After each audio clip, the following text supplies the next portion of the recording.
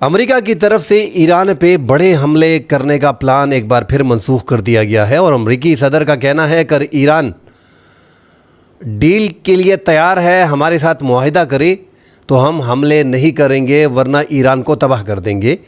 یہ دراصل امریکی طاقت نہیں بلکہ مذاکرات کے لیے ایران سے ایک بار پھر بھیک مانگنے کا ایک طریقہ ہے۔ امریکہ کی یہ پسپائی اس بات کا ثبوت ہے کہ سپر پاور مکمل طور پہ ایرانی دباؤ میں آ چکا ہے، جبکہ خود ہی امریکہ ایران کے ساتھ مذاکرات کی میز پہ بیٹھنے کے لیے بیتاب ہے۔ خطے کے ممالک کا نام لے کے یہ حملے منسوخ کیے گئے ہیں۔ ساتھ ہی ایران کے وزیر خارجہ نے پاکستان کے فیلڈ مارشل عاصم منیر سے بڑی اہم بات چیت کی ہے۔ یمن پہ جنگ مسلط کر دی گئی ہے۔ سعودی اتحادی عدن کی حکومت نے ایرانی اتحادی حوثیوں کو ان پہ جنگ مسلط کر دی ہے۔ ساتھ ہی پاکستان کی افواج جو سعودی عرب کے ساتھ دفاعی معاہدے میں ہیں وہ باقاعدہ یمن کے بارڈر پہ موجود ہیں۔ اس پہ بات کریں گے ناظرین۔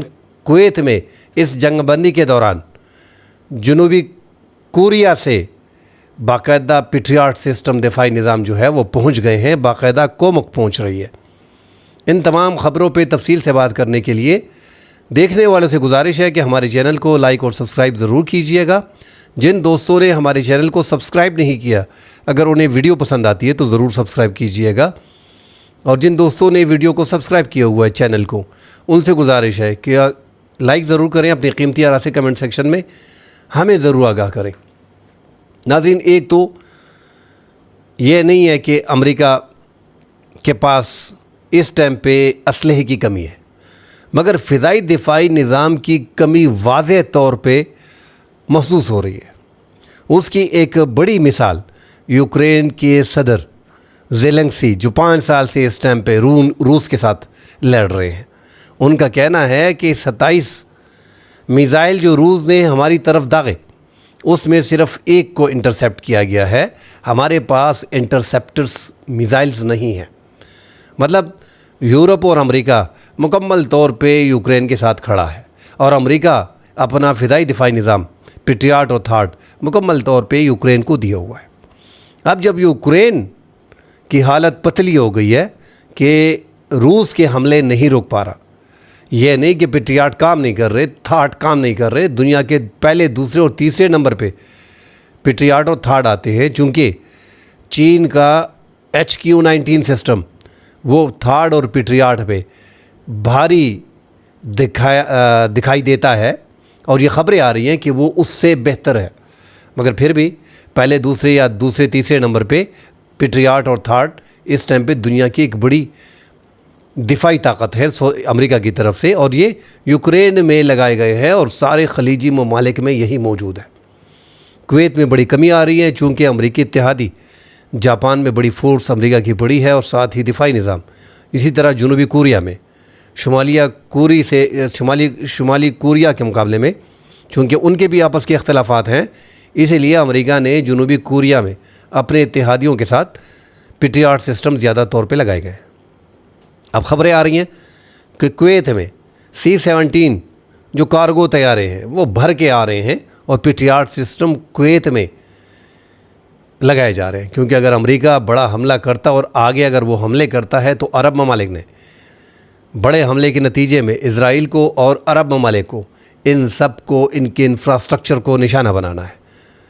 اس ٹائم پہ ناظرین، ایک تو امریکی صدر نے خطے کے ممالک اور سعودی عرب، اسپیشلی پاکستان، سعودی عرب کے کہنے پہ اور دیگر عرب ممالک کے کہنے پہ، ان کا کہنا ہے کہ میں نے یہ حملے منسوخ کر دیے، مگر ساتھ ہی شرط رکھی ہے کہ معاہدے کے لیے ایران تیار ہو جائے، ڈیل کے لیے ایران تیار ہو جائے۔ وہ ناظرین جو ہم بار بار کہتے ہیں کہ اس جنگ میں مذاکرات کے لیے بےتابی صرف آپ کو امریکہ کی طرف سے دکھائی دے رہی ہے، اور وہ دوست جو بار بار کہتے ہیں کہ ایران حملہ کرتا ہے اور پھر مذاکرات کے لیے رابطہ کرتا ہے پاکستان سے، قطر سے اور عمان سے اور امریکہ سے درخواست کرتا ہے کہ بیٹھے مذاکرات کرتے ہیں، یہ باقاعدہ ایک سٹوریاں چلائی جاتی ہے ایران کے خلاف۔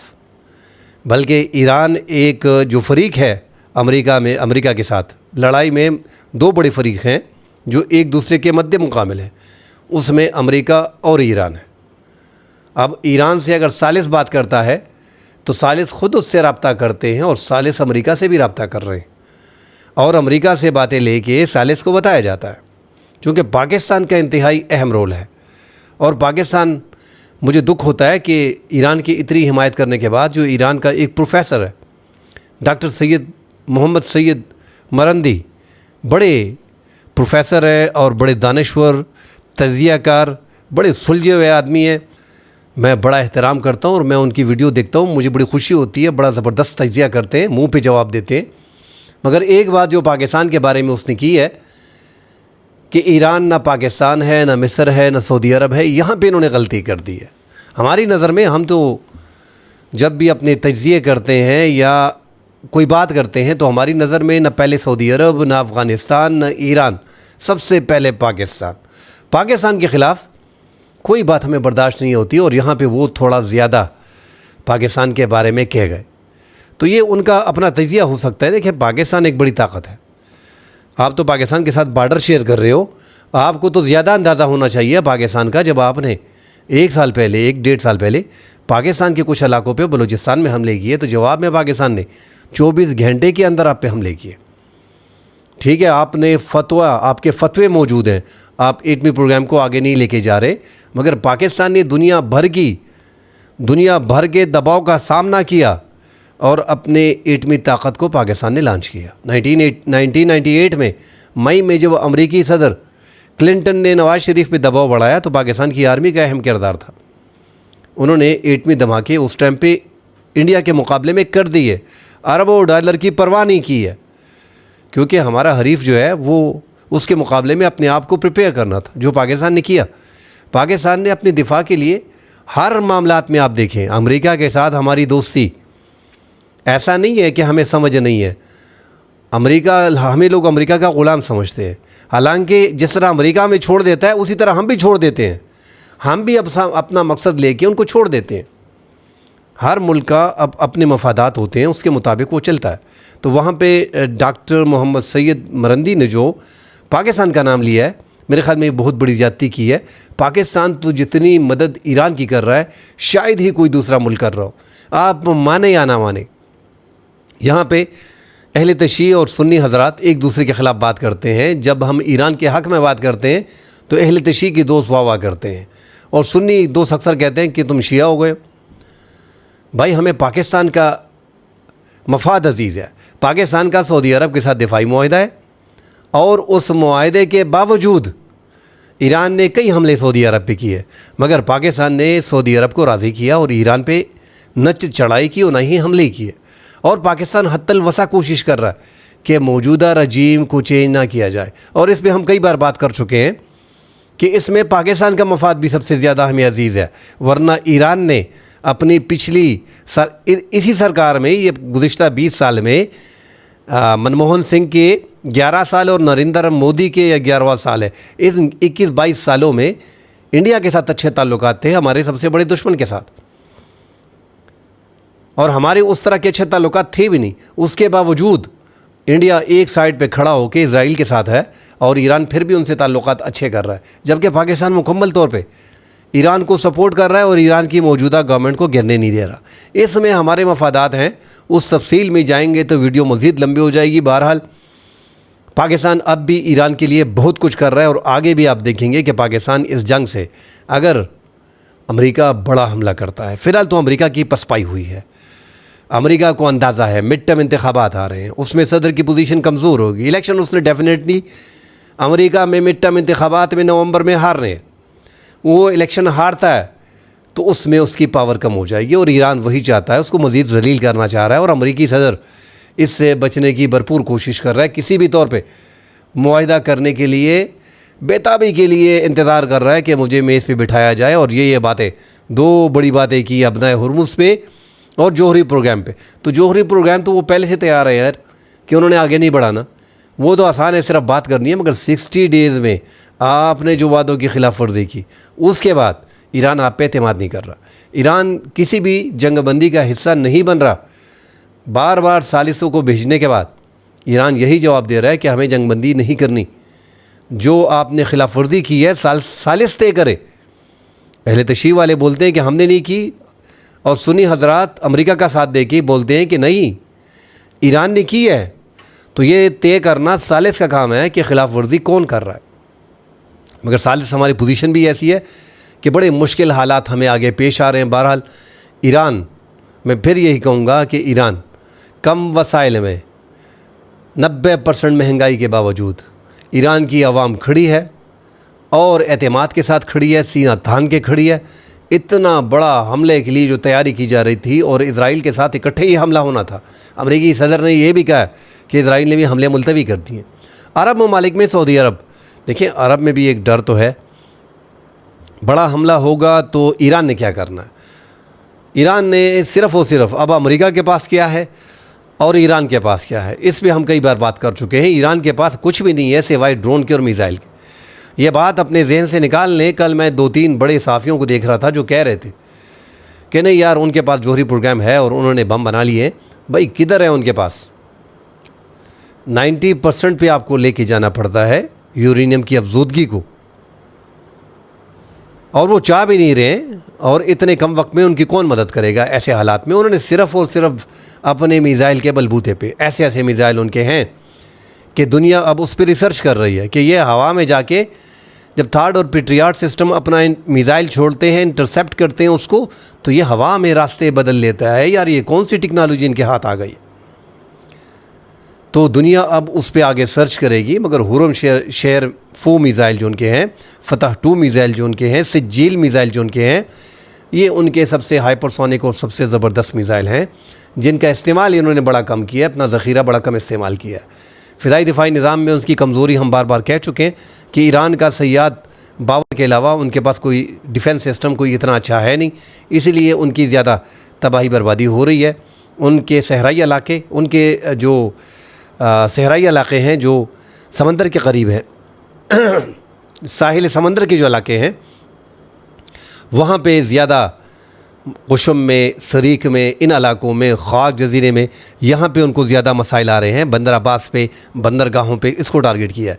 مگر آگے اگر آپ عربوں کے ان کے انفراسٹرکچر کو، ایران کے انفراسٹرکچر کو نشانہ بناتے ہو تو ڈیفینیٹلی ایران نے پھر اسرائیل کے ان کے بھی ٹارگٹ کیے ہیں، اس بار ان کو بھی نہیں چھوڑنا کیونکہ وہ بھی اس میں آئے گا، اور ساتھ ہی عرب ممالک۔ تو عرب ممالک میں تو ایک ڈر ہے، نقصان عربوں کا ہو رہا ہے، اور عربوں کو زیادہ نقصان اگر مزید پہنچتا ہے 3-4-5 ماہ کے لیے تو پھر وہاں پہ سارا کاروبار ٹھپ ہو جائے گا، اور وہ نہیں چاہتے۔ باب المندب میں ناظرین حالات اس ٹائم پہ، باب المندب کو لے کے امریکہ سعودی عرب کا تیل روکنا اب حوثیوں کے لیے مشکل ہوتا جا رہا ہے، کیونکہ 14 ممالک ایک ساتھ باب المندب اور خلیج عدن یہ سارا اس کا تحفظ کرنے کے لیے اب یہ تیار ہو گئے ہیں۔ ایران نہیں چاہتا کہ اس کا تیل روکا جائے۔ ایران کو تو ایک سائڈ پہ روک دیا گیا ہے۔ دنیا میں تیسرے نمبر پہ سب سے زیادہ تیل جو ہے وہ ایران کے اندر ہے۔ دنیا میں دوسرے سب سے زیادہ گیس کے ذخائر ایران میں ہے۔ تو ایران کو تو نہ گیس بیچنے کی اور نہ تیل پہ، بلکہ ایران کے گیس پہ قطر مزے کر رہا ہے۔ جو فیلڈ سمندر کے اندر آف شور جو گیس نکالا جا رہا ہے وہ قطر نکال رہا ہے اور وہ دبا کے بیچ رہا ہے، کیونکہ ایران پہ پابندیاں ہیں، وہ ایکوپمنٹ اور اربوں ڈالر وہ نہیں لگا پاتے، اسی لیے وہ مشترکہ طور پہ جو گیس ہے وہ سارا قطر بیچ رہا ہے۔ تو ایران پہ تو پابندیاں ہیں، ایران کو تو نہیں چھوڑا جا رہا۔ مگر اب جب ایران کو نہیں چھوڑا جا رہا تو ایران یہی کوشش کر رہا ہے کہ پھر خلیجی ممالک بھی اپنا گیس نہ بیچ سکیں۔ اس میں کوئی دو رائے نہیں کہ یمن میں جو حکومت ہے حوثیوں کی وہ ایران کے اتحادی ہے، اور دنیا میں ایران پہلا ملک ہے جس نے یمن صنعا میں جو حکومت ہے اس کو تسلیم کیا ہے، اور ان کا سفیر یہاں پہ باقاعدہ موجود ہے۔ بلکہ آج تو یمن کے سفیر نے، جو اخونزادہ حسین احمد یوسفزئی جو ترجمان تحفظ تحریک آئین پاکستان ہے، ان نے باقاعدہ پریس کانفرنس کی ہے کہ یمن کے ایران میں جو سفیر ہیں انہوں نے پاکستان کے جو اپوزیشن لیڈر ہیں سینٹ میں، وہ بھی اہل تشیع سے ہیں، راجہ ناصر عباس، ان سے رابطہ کیا ہے کہ پاکستان کی فوج یمن کے بارڈر پہ آ گئی ہے، ان کے جیٹ یمن کے بارڈر پہ ہیں، ہم لڑائی نہیں چاہتے، پاکستان سعودی اور یمن کے درمیان ثالثی کا کردار ادا کرے جو پاکستان نے امریکہ اور ایران کے مابین کیا، یہ یمنی سفیر کا کہنا ہے۔ بہرحال اب ان کو گھیرنے کی کوشش کی جا رہی ہے، ایران کے اتحادیوں کو، حوثیوں کو، اور ان پہ جنگ مسلط کر دی گئی ہے 3-4 دن سے۔ ویسے بھی وہ سعودی عرب تو ان کو مکمل تحفظ فراہم کر رہا ہے۔ جو 2011 میں عرب سپرنگ آیا تھا، اس میں 33 سالہ اقتدار عبداللہ صالح کا، علی عبداللہ صالح کا، جو 33 سال یمن پہ اقتدار میں رہے، شمالی یمن پہ 1978 سے 1990 تک حکومت کی، اور 1990 سے لے کے 2012 تک پھر مکمل جو یمن کا اتحاد ہوا اس کی انہوں نے حکومت کی۔ مگر پھر عرب سپرنگ آ گیا، عرب میں آپ نے دیکھا کہ مصر میں ریولوشن آیا، نوجوان آئے، اور ساتھ ہی ساتھ بڑھتے بڑھتے یمن تک آیا۔ عبداللہ صالح تو بھاگ گیا، مگر انہوں نے اپنی صدارت، 33 سالہ صدارت کا خاتمہ اور اپنی جان بچا کے وہ سعودی عرب بھاگ گیا تھا۔ انہوں نے پھر اپنی حکومت جو ہے اپنے نائب کو، وہاں پہ عوام کیا چاہ رہے تھے؟ جمہوریت چاہ رہے تھے۔ یہی حوثی جو صنع پہ قابض ہیں، یہ کیا چاہ رہے تھے؟ یہ اس ٹائم پہ قابض تو نہیں تھے، اس ٹائم پہ یہ یہی مظاہرہ کر رہے تھے کہ الیکشن کرائیں تاکہ پتہ چلے اور یہاں پہ جمہوریت آئے۔ مگر پھر وہ بھاگنے کے ساتھ انہوں نے اپنی صدارت جو ہے اپنے نائب کو سونپ دی، منصور ہادی کو۔ 2012 میں منصور ہادی اس کی جگہ پہ آ گئے، اور وہ پھر سلسلہ 2015 تک چلتا رہا، 2014-15 تک چلتا رہا۔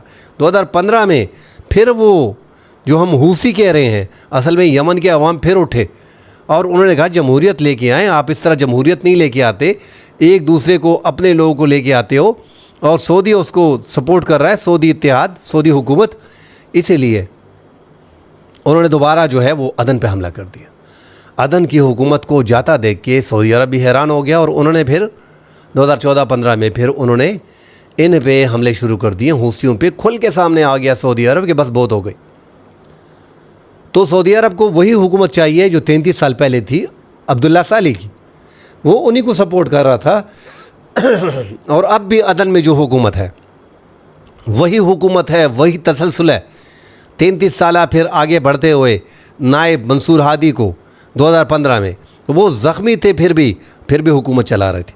2022 میں پھر راستہ نکالا گیا، صدارتی ایک طریقہ نکالا گیا، صدارتی کونسل کا، صدارتی کونسل پھر سعودی عرب نے اس کے ذریعے پھر وہی تسلسل برقرار رکھا، اور وہاں پہ رشاد العلیمی کو عدن کی حکومت سرکار جو ہے وہ سونپی گئی۔ متحدہ عرب امارات اور سعودی عرب کا اسپیشلی اس میں اہم کردار تھا، اور عدن کی حکومت کو دنیا بھر نے تسلیم کیا، مگر صنع کی حکومت کو تسلیم نہیں کیا، کیونکہ عربوں کا سارا ہاتھ جو ہے وہ عدن کی حکومت پہ تھا۔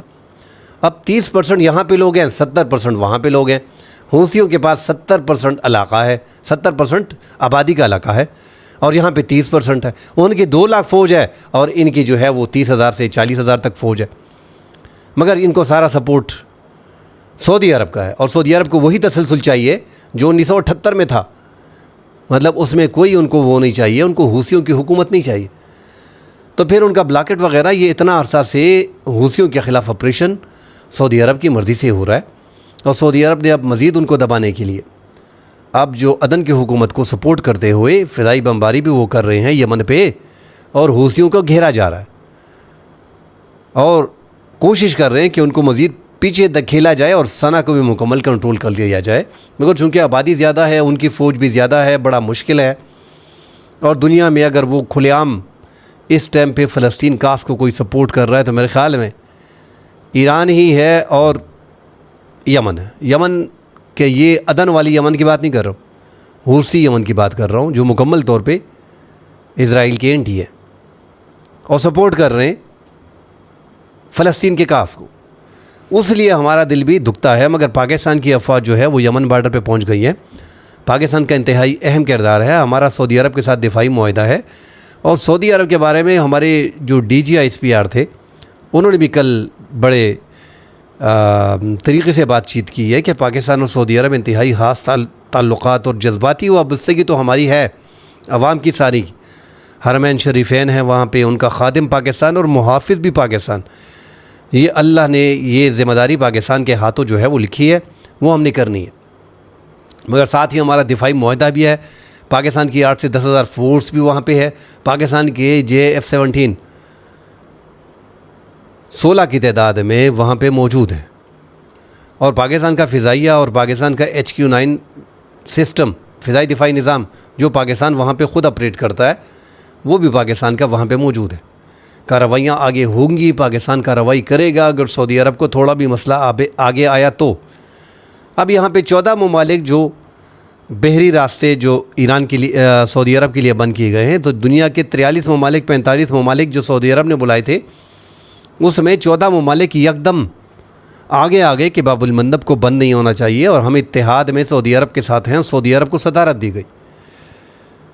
مگر ہم دیکھ رہے ہیں ناظرین کہ فلسطین بالکل مکمل طور پہ اکیلا رہ گیا، اور اب شام نے جو ہم کہہ رہے ہیں کہ وہاں پہ ابھی سنی آ گیا ہے اور بڑا دلیر آدمی ہے، بڑا بہادر آدمی ہے۔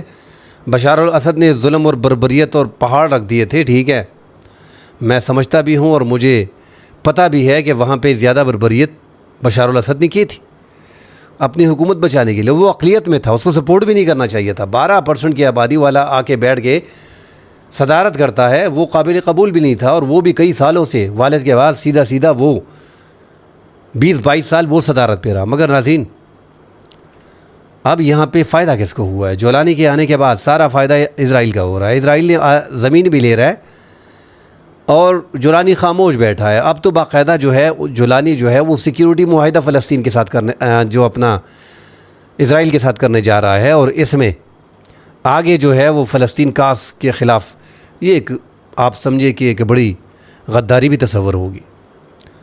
سب کچھ ان کی من مرضی کے مطابق ہو رہا ہے اور کیا جا رہا ہے، ان کو دباؤ میں لایا جا رہا ہے۔ اللہ کرے کہ پاکستان ثالثی کا کردار یمن اور سعودی عرب میں بھی ادا کرے تو بڑا اچھا ہوگا۔ میرے خیال میں پاکستان کو وہ ذرا آسان لگے گا، کیونکہ پاکستان کی سعودی عرب کے ساتھ بڑی اچھی انڈرسٹینڈنگ ہے۔